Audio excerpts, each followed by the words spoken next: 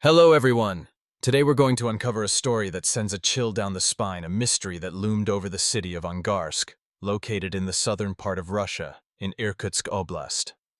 Angarsk is a relatively young city, established after World War II to support the Soviet Union's ambitious plans for industrial development. But behind the appearance of a young and bustling industrial hub, the city hid one of the most disturbing crime sprees the country had ever seen. A serial offender had been operating in silence. His actions unfolded quietly alongside the city's growth, leaving behind emotional scars that deeply affected not only the local residents, but the entire nation. To understand the full scope of this case, we have to turn back the clock to June 23, 2012. That Saturday marked a turning point. On board a train heading toward Vladivostok, a team of officers closed in and apprehended a man. His name was Popkov. When confronted, he surrendered without resistance. Between his legs, officers found a backpack. Inside was a hunting rifle with a collapsible stock, an item that raised concern over whether he had prepared to fight back.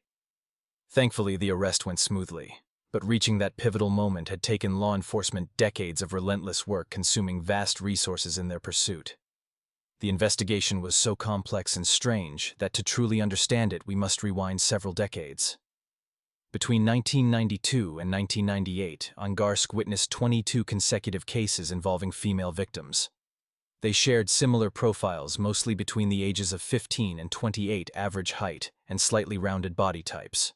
According to forensic reports, all but one of the victims had moderate to high levels of alcohol in their systems and had suffered violations of personal safety. The cause of death was either severe trauma to the head or asphyxiation. The perpetrator used a wide variety of tools: axes, knives, ropes, and more. He would sometimes alternate his methods. In one exception, a woman who was attacked while sober was not assaulted in the same way. In her case, a scarf was used to strangle her. Even after she stopped breathing, the attacker didn't stop. Multiple wounds were inflicted post-mortem. The similarities among the victims and the repeated patterns in the crimes led investigators to conclude that a single individual was behind all of them. The residents of Angarsk lived under constant fear. Most of the bodies were found on Wednesdays, which earned the suspect a chilling nickname, the Wednesday Killer. However, the name that stuck the most was the Werewolf. That label came from the disturbingly violent nature of the crimes and the damage inflicted on the victims. In December of 1998, Russia's Federal Ministry of Internal Affairs and the Department for Combating Organized Crime created a special interdepartmental task force to solve the case. But after a year and a half, the investigation had gone nowhere. The task force members were eventually replaced. Among the new faces was a highly respected figure, Gitayev. Gitayev had solved multiple high-profile unsolved murder cases in the past and had authored over 150 scientific papers. His arrival gave the investigation a much-needed sense of renewed hope. After reviewing the case materials, Gitayev concluded that the previous investigation had been deeply flawed. The delays had allowed key evidence to vanish. For instance, before the task force was even formed, a woman had been found unconscious in the snow with no clothing. Medical staff at the hospital determined that she had suffered a severe head injury and showed signs of being attacked. Because she had survived, police initially treated the case with little urgency. It wasn't until her family spent 6 months pushing for justice that the incident was formally recorded and investigated. The woman was eventually able to recall and describe what had happened. On that night, a man in a police uniform stopped his car next to her. He stepped out politely and offered her a ride home. Feeling reassured by the uniform, she accepted. But instead of heading to her address, the man drove her to a remote wooded area and struck her head against a tree, rendering her unconscious. When she came to, she was in the hospital. Investigators showed her photos of officers from the nearby police station to identify the suspect. She pointed to one man, but he was quickly cleared because he appeared to have an alibi. It was only much later that people discovered the investigation had been riddled with errors. Her injuries hadn't been thoroughly documented. Potential evidence had been ignored, and the officer's alibi had not been properly verified. Although it was later confirmed that the man was not the killer, the lack of professionalism and the indifferent attitude of the police sparked widespread public outrage. Based on the testimony of the woman, Gitayev redirected his attention toward the police force. He used the excuse of a vaccination campaign to screen more than 100 officers and eventually compiled a list of 7 potential suspects. Gitayev predicted that the killer would be caught within half a year. But at a critical moment, due to an uncontrollable and unidentified reason, his investigation was halted. Afterward, Gitayev announced his retirement and the case fell back into deadlock. 2 years later, in 2002, a journalist interviewed Gitayev, one of the people who had worked on the case, and later published an article. The article described the fear the killer had instilled in the public and strongly criticized the police for their negligence during the investigation. The article caused a major stir and drew the attention of the Prosecutor General and the Minister of Internal Affairs. As a result, both agencies decided to form a new investigation team that same year. The Prosecutor General's office assigned a senior investigator to lead the team, while the Ministry of Internal Affairs sent a colonel to assist the investigation. The members of the team went to Angarsk and began their work. They worked relentlessly for over 10 years.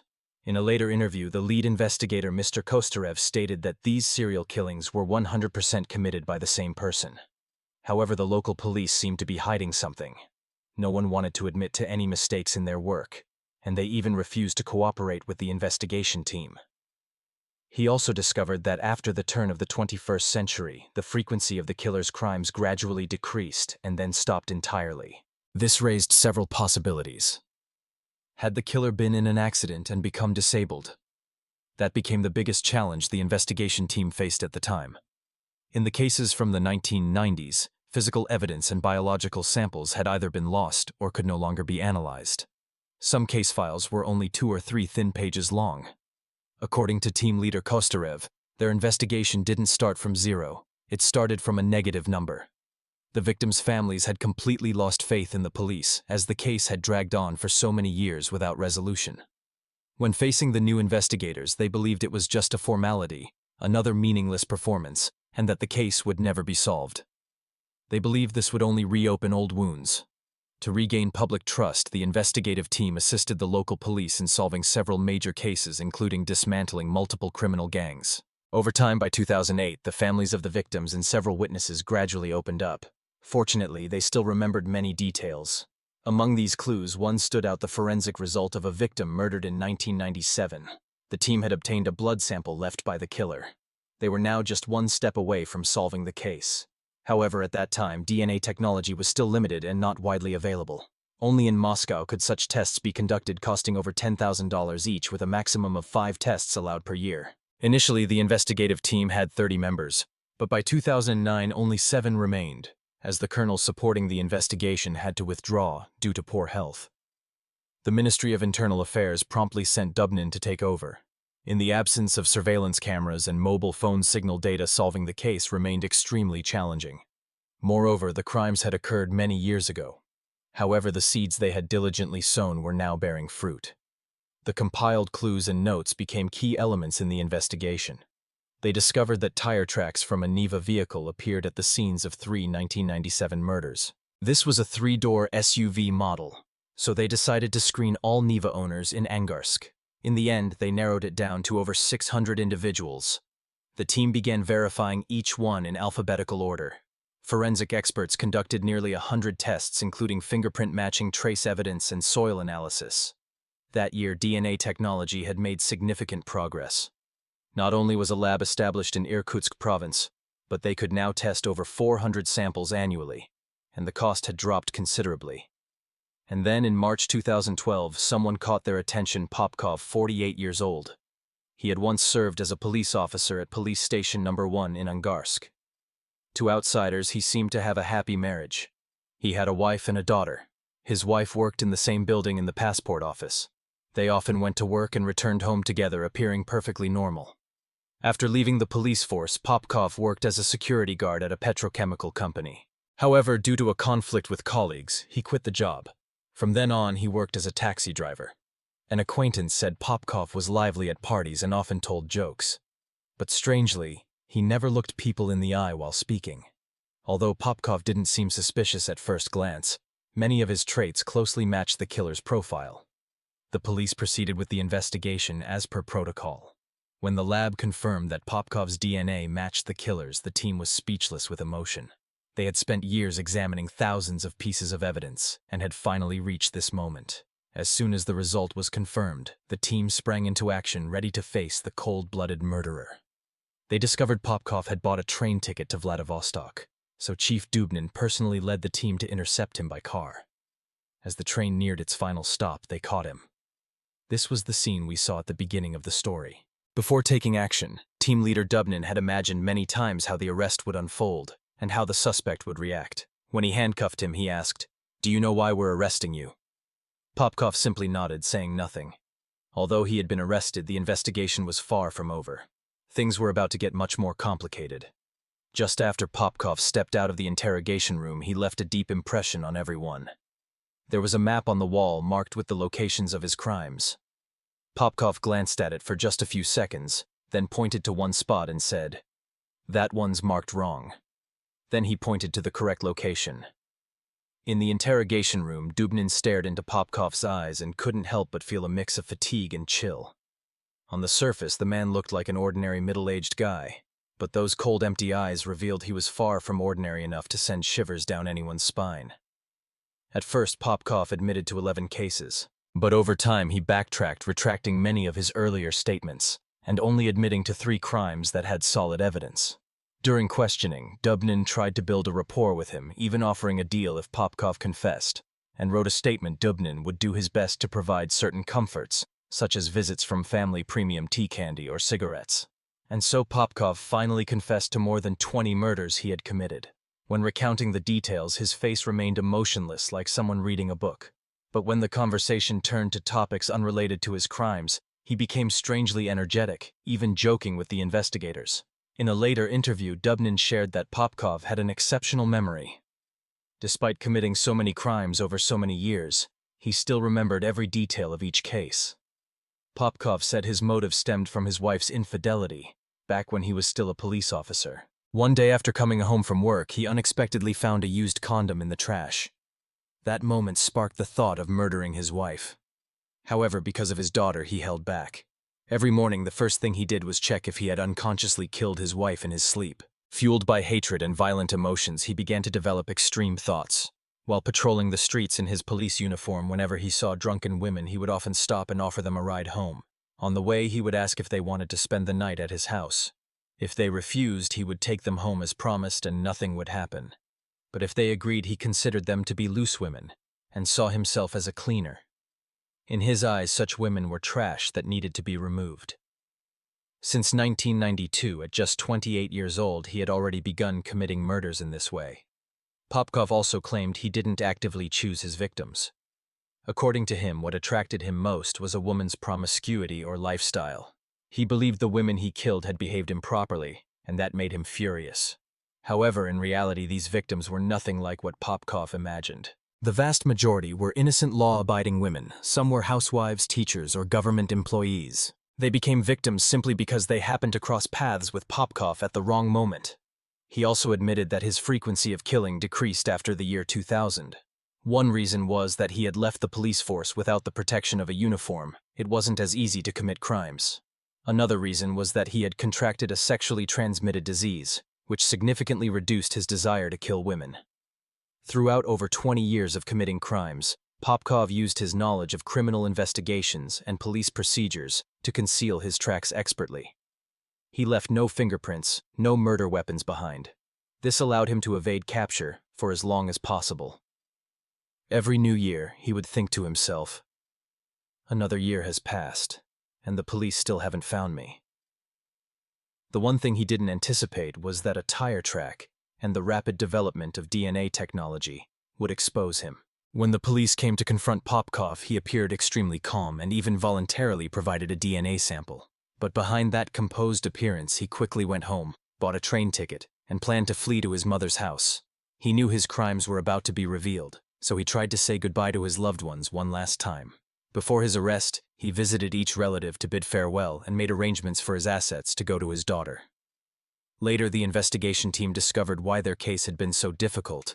Popkov's wife had secretly hindered the investigation. She worked in the passport office and also supported the criminal police in processing information. Because of this, many key pieces of information were leaked. It could be said that Popkov always had a clear view of the investigation's progress.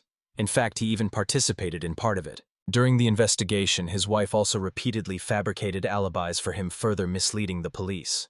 To verify all the cases, Popkov confessed to the police had to spend an enormous amount of time conducting over 300 examinations and questioning more than 2,000 witnesses.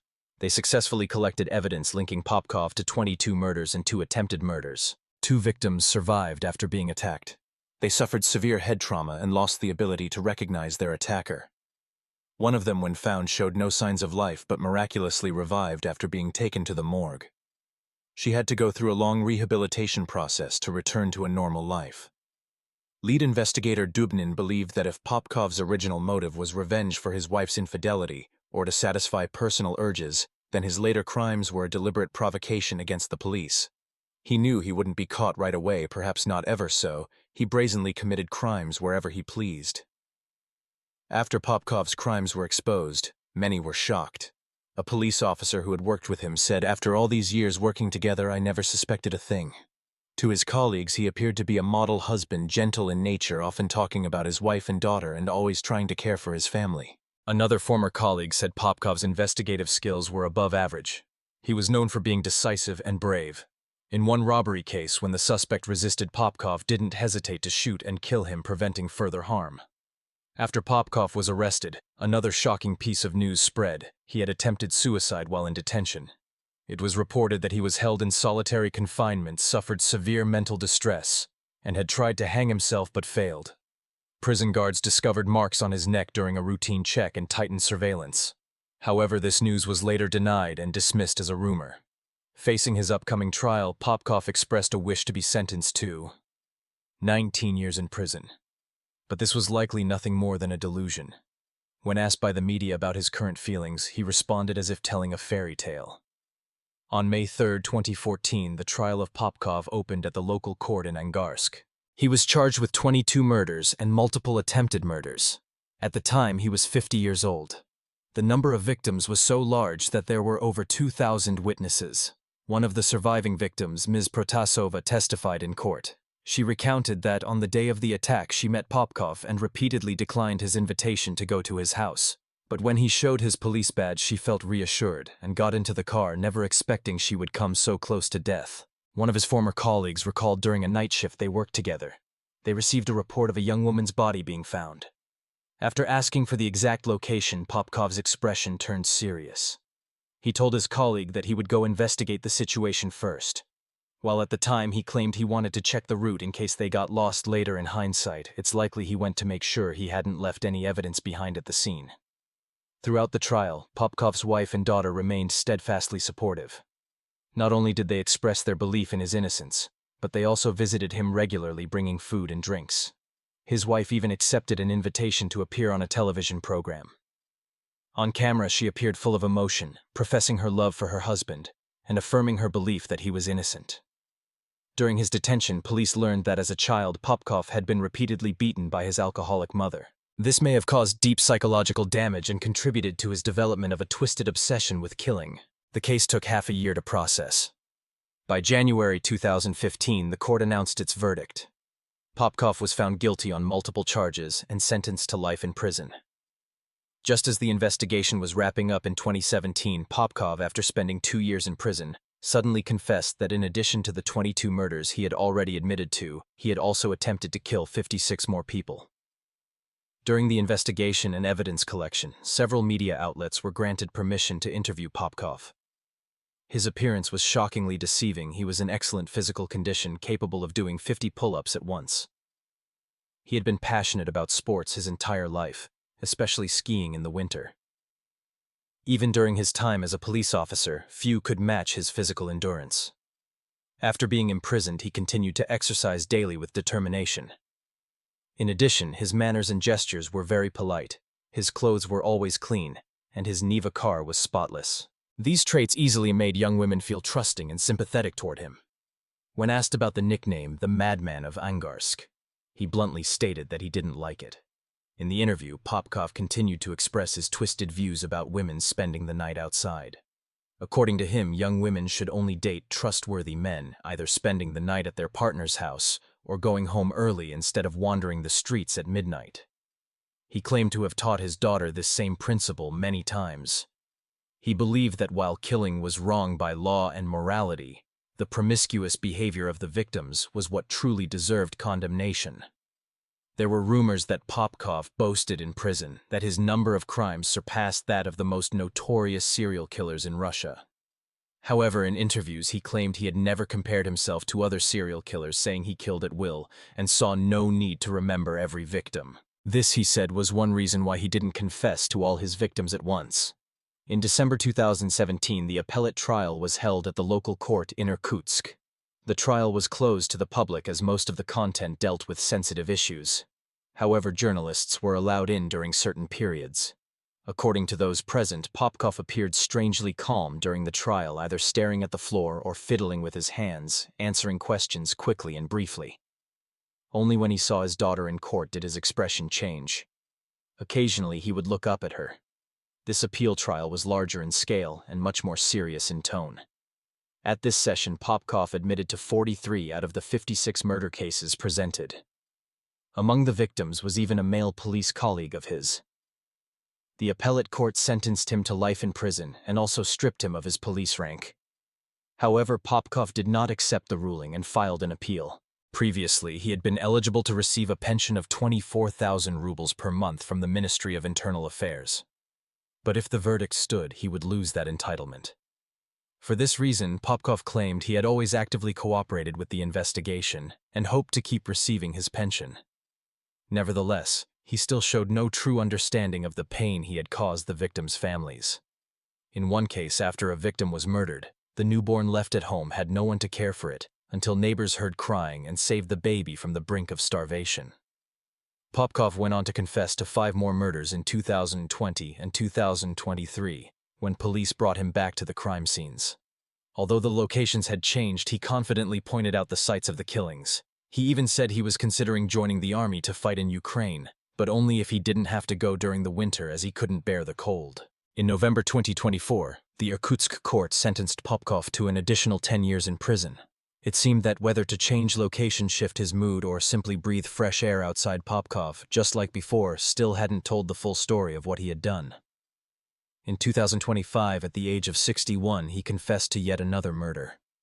After each confession, he was often transferred to a different prison, one with looser conditions. He seemed to enjoy this. Every time he arrived at a new facility, a faint smirk would appear on his face. His methods of killing were extremely brutal. He once struck a victim's head multiple times with an axe, then poured flammable liquid over them and set them on fire. When asked why he did such things, he couldn't explain.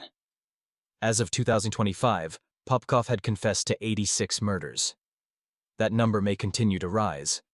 Besides Angarsk, he had visited several other cities over the past 20 years. This raised suspicions: could he have committed crimes elsewhere too? Popkov has remained silent on that question. Investigator Dubnin stated that Popkov had shown no signs of remorse.